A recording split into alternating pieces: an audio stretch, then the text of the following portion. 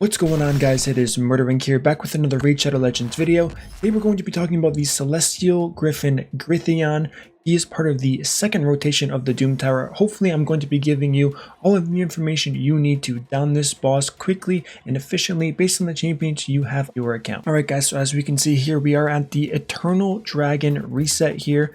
Brand new Doom Tower, new stages, new champions, new secret rooms, and with that we do have two new bosses. The first one, the one that we're going to be talking about, is going to be the Celestial Griffin. So what I'm going to be doing is I'm going to, instead of just explaining his kit and what he does, I'm going to use these 5 champions, get all the way to the boss so you guys can get the basic rundown. And this boss is actually fairly easy. You don't need the champions I'm using. I'm just going to demonstrate the best of my ability using these champions, exactly what you need to know. And I will go over the pairs you can use instead of using the champions you see in front of you here, because obviously not everyone's going to have these 5 champions. This is for a speed run. I can show you the time after. I believe it was just under 2 minutes, and this is stage 90, the highest stage you will be facing on hard. So if you're on normal, don't worry, things are going to be scaled way down.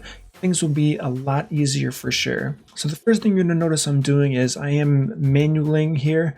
You don't need to do this on auto. For me, I do have this speed tune, but the key here is going to be make sure your champions have their cooldowns up as soon as you reach the Griffin. Alright, so now that we have reached the Celestial Griffin, there's a few things you have to notice here.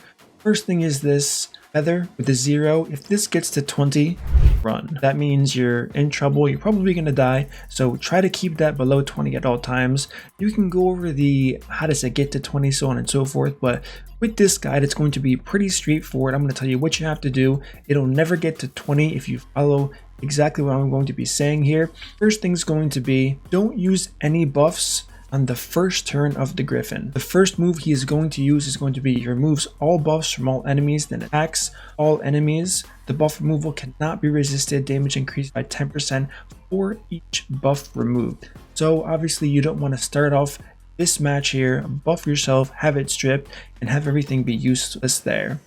One other important thing to notice, I believe I may be a little bit off, but a safe number to bet is 250 speed is going to be the speed of this guy. That's going to become useful later on here. So we're going to use this A1 here. We're also not going to use any debuffs just yet. Well, we do have the A1, so we're going to use that. Okay, that was his debuff strip. Now what we're going to do is on the second turn coming into the Celestial Griffin boss, you don't want to apply any debuffs yet. This is the skill where he's going to transfer all the debuffs from Grythion to each enemy, then attacking each enemy, filling his turn meter by 5% for each debuff transferred. As you can see, he got 1 turn and he now has 1 stack of this feather reset to look out for. This is just going to be ramping damage throughout the fight here. We'll go ahead A1 with Trunda. This is where if you have a block debuff champion, you want to use it here. And one thing to notice when I do use Sifi here for this block debuff, every single bit of turn meter increase, speed increase that you apply to your team is also going to apply to this Celestial Griffin here. So pretty much, even though you're fighting him, consider him as your 6th champion on your team when you're looking at any turn meter altering abilities. Whether it's decrease or increase, it's all going to affect your champions as well as the boss in front. So we're going to use this, we're going to block debuffs, and when he does in fact get a turn, he's going to try to transfer the debuffs. It's not going to apply here. And after this, this is where you're going to use your defense down, your poisons, anything you can think of. Now I currently have this cycled to where if I hit auto and we're going to put it on 1x speed, everything's going to line up. Sifi is going to be on a 4:3 ratio, so he does use that ability every 3 turns. So after every debuff strip actually happens here, Sifi is then going to reapply it. We have a red affinity champion here, which is going to be conflicting with the green affinity. So red is going to be on Drexstar, and it's going to be very important. He has that strong HP burn. He's a rather tanky champion, as we just saw there. Buffs were stripped and then nothing really happened because it was applied after.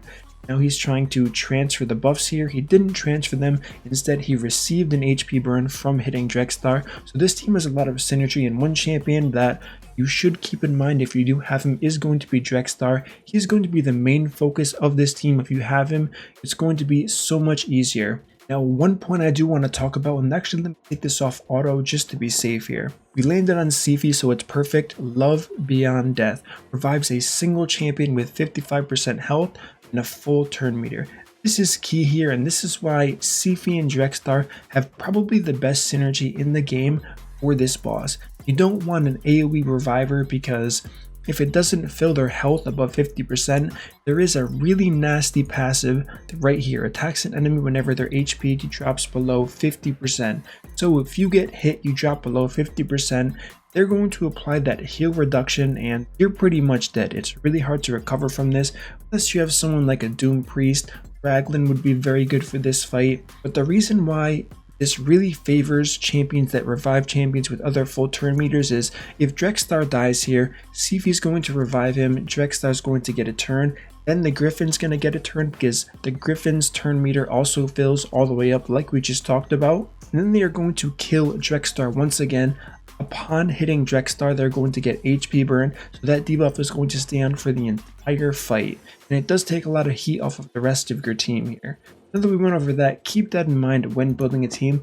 I would probably elect not to go with any kind of champion, like I said, that has an AoE revive. I really don't think it fits well for this boss at all. There was the double hit we were just talking about where Drexstar did in fact get hit. It looks like we are killing this boss a little bit too quickly, so there's not really much else to show. I don't think he's going to die, and we probably won't be able to see the synergy between reviving. No, it looks like we're not going to at all. So Trent is going to have the final blow there. This is the team. Now, what other champions can you use? Everyone's going to want to know that. So another really strong champion for this boss is going to be Volgoth. If you don't remember what Volgoth does is he's going to heal every time he takes damage. So you want to put him in the proper slot so he's getting hit last, healing everybody up directly after that. He is, I can't tell you how strong he's going to be for this boss. Other champions you can consider for healing, I already mentioned Raglan. If you have Lugan, he's also going to be very strong. Rask is another viable option if you do want to use a counterattack team. Once again, there's no problem using buffs here as long as you're smart about it. Make sure you're using buffs for the first time after he does the buff removal skill, which is going to be the first skill upon entering the Griffin.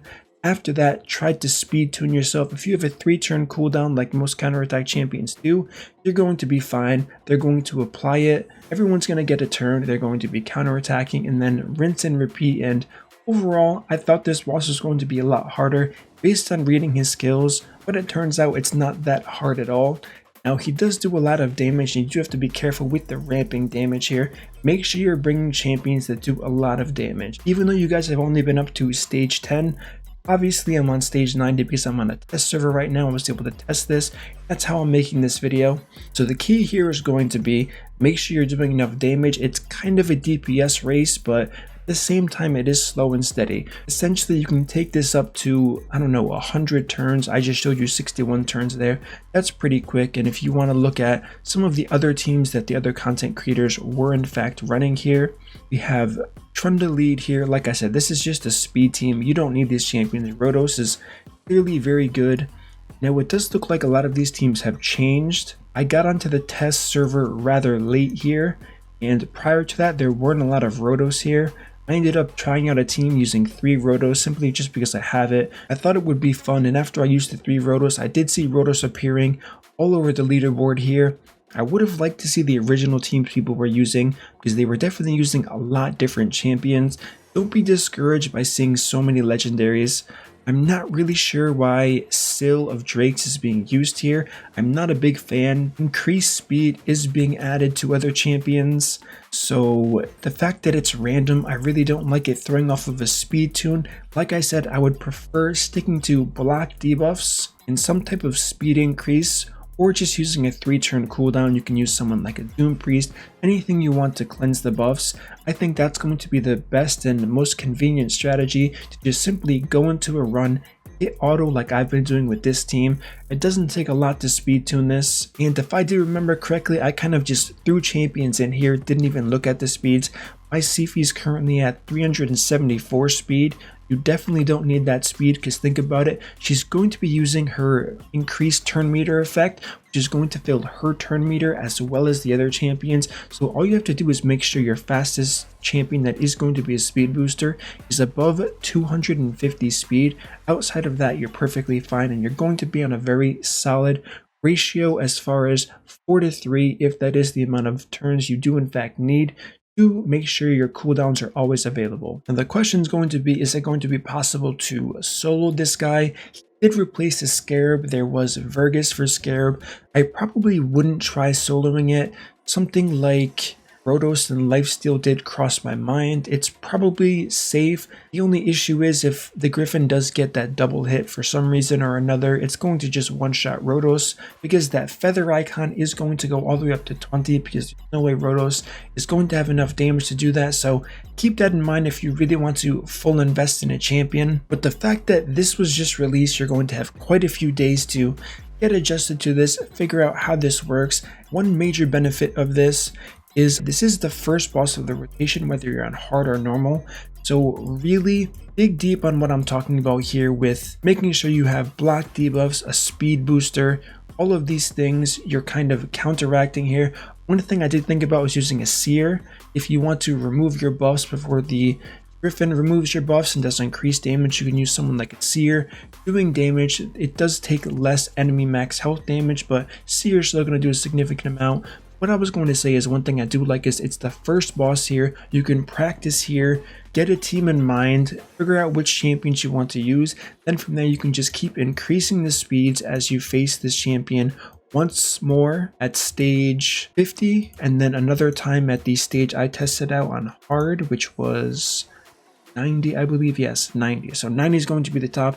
Like I said, I don't think this boss is terribly difficult. I'm really impressed with the mechanics of this boss. It definitely took me a few hours to figure out everything I needed to know. Once I knew it was easy, it was a lot of fun, and I do think there definitely was a challenge. So hopefully this video doesn't take too much out of the challenge.